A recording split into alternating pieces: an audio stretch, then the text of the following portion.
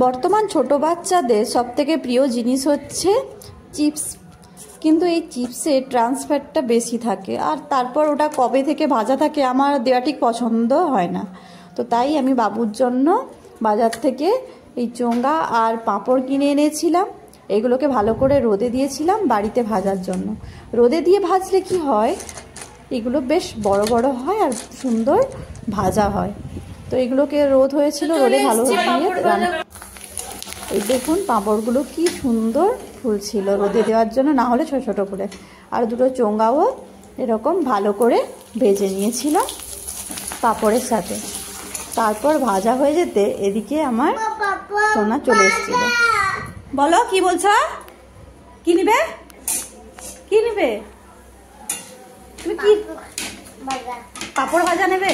ভালো করে বলো কি নেবে। আমি দিচ্ছি, দাঁড়াও। পাঁপড় নেওয়া হয়ে যেতে ও কিন্তু প্রথমে চোঙ্গা নেয়নি, প্রথম পাঁপড়গুলো নিয়েছিল।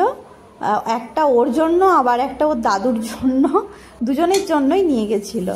তো আমি বাকি ওকে একটা পাঁপড় আর ওর দাদুর জন্য একটা পাঁপড় দিয়ে বাকি পাঁপড়গুলো এভাবে আমি ভেজে নিয়েছিলাম।